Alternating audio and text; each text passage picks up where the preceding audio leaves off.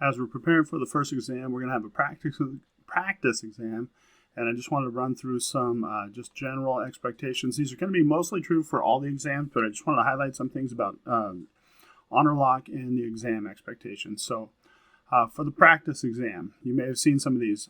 You're going to do the practice exam on the computer. For the actual exam, you'll have an option to do it in person or online, whatever works best for you, and we can make it work.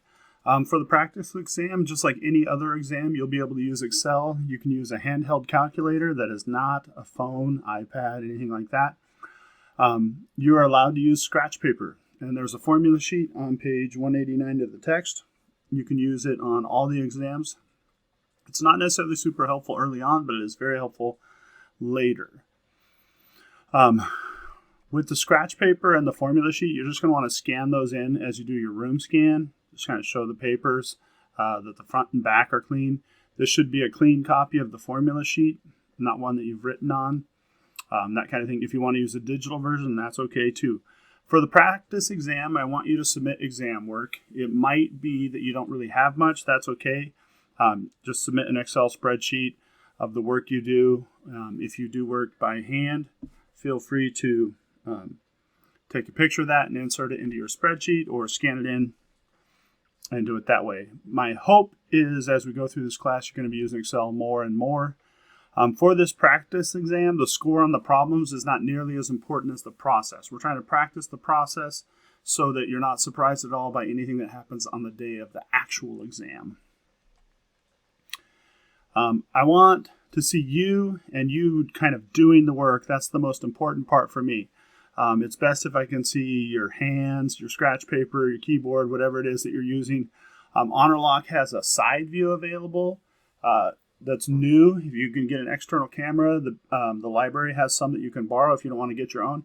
You may also be able to set up your phone to show kind of a side view of you doing the work.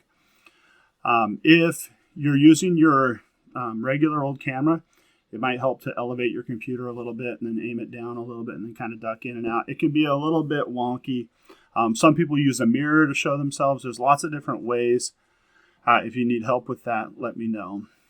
Obviously, for the practice exam and all the exams, it should be you doing the work. We're not using AI. We're not using our phones. We're not using search engines, those kinds of things. And we're not using pre-done Excel spreadsheets and just changing the values. That would be considered cheating. Lastly, I have this in here. Pretend you're taking a college level class exam. Sometimes I have students that are like laying in bed in the dark. Probably not the best idea for taking an exam. One, if you're doing it in the dark, oftentimes it seems like you're trying to hide something.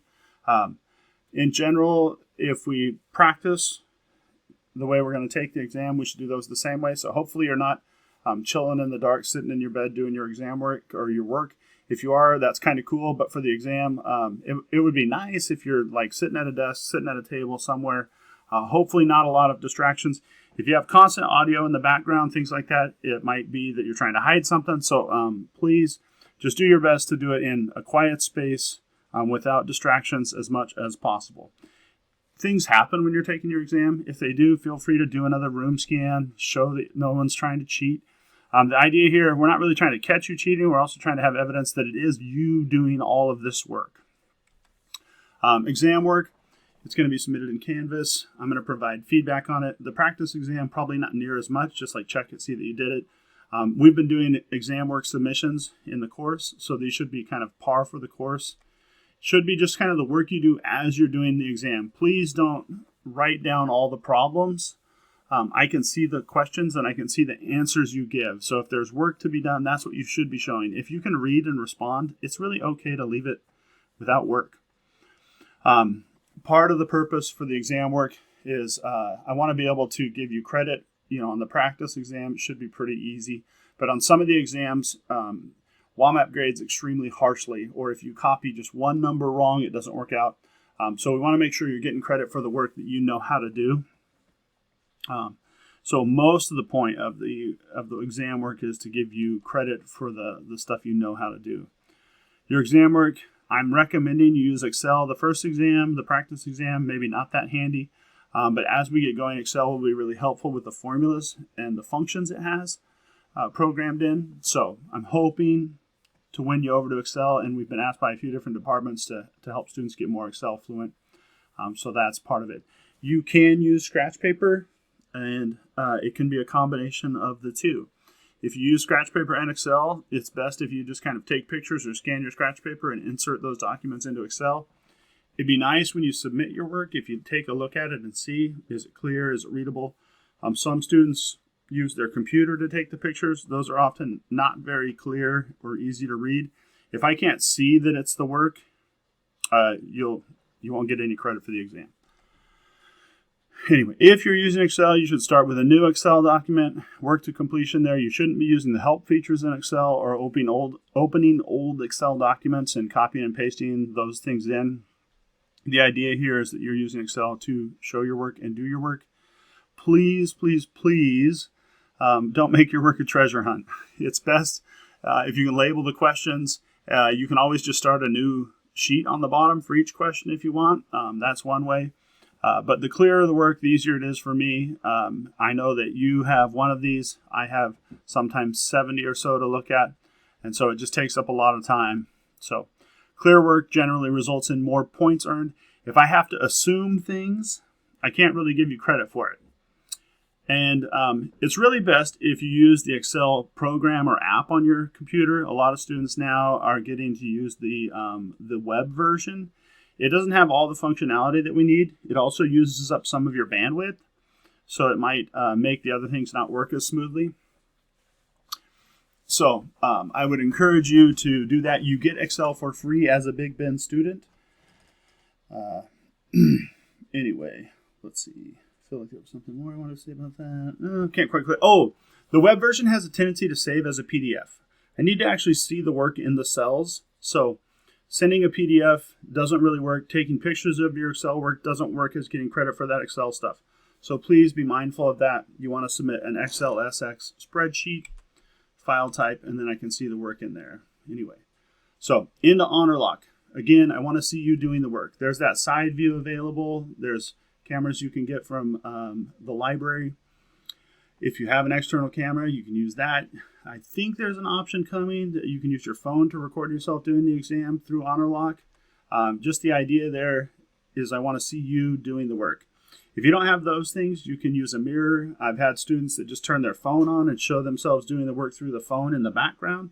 That kind of stuff is okay, but again, I'm just trying to look at you doing the work. You should be having Honorlock run on the computer that you're actually using. And then just in general for Honorlock, take your time on the room scan. This is your chance to prove that you're not trying to do anything sneaky. Show the room, show around. If something weird happens, feel free to scan the room again. Sometimes parents come in, kids come in, animals come in. You have to take care of something. All that's pretty understandable. I try to be flexible on that stuff. If it keeps happening, that might be weird. Anyway, but just if something weird happens, try your best to prove that nothing like cheating happened. And I know this sounds like I'm looking to catch you cheating. That's not really the case. Mostly looking to see that you're doing the work and you're getting credit for the work you're doing. Anyway, your audio, video, they should work through the whole exam. Again, kind of weird stuff. Makes me think weird things are happening. So do your best there. Honorlock obviously should be running on the computer you're using to take the exam. Believe it or not, I've had students use Honorlock to view themselves doing the exam on a different computer. That doesn't quite work. Anyway. With the exam and all of them, the practice one too, prepare ahead of time. The practice exam, really the score is not near as important. Showing work, practicing that is there, but for the regular exam, obviously the score is kind of important. You want to make sure these things are open for a window of time. Try your best to not wait till the last minute in case something wonky happens. If you miss the exam, you miss the exam. The consequence could be a 0 on the exam. If you have questions about the exam, ask it before the exam, not while you're taking the exam. You should be allowed to copy and paste. That's my hope in using Excel is we can copy and paste. Honorlock has had some wild expectations and changes happening, so that may not be the case, but please let me know if it isn't. You should be able to take snips and screenshots so that you can just copy and paste the stuff over and just do the work. All right. If your exam isn't done correctly, meeting the expectations, you'll be asked to do it again on the practice exam. For the actual exam, you might just earn a 0. Please let me know if you have any questions, and good luck.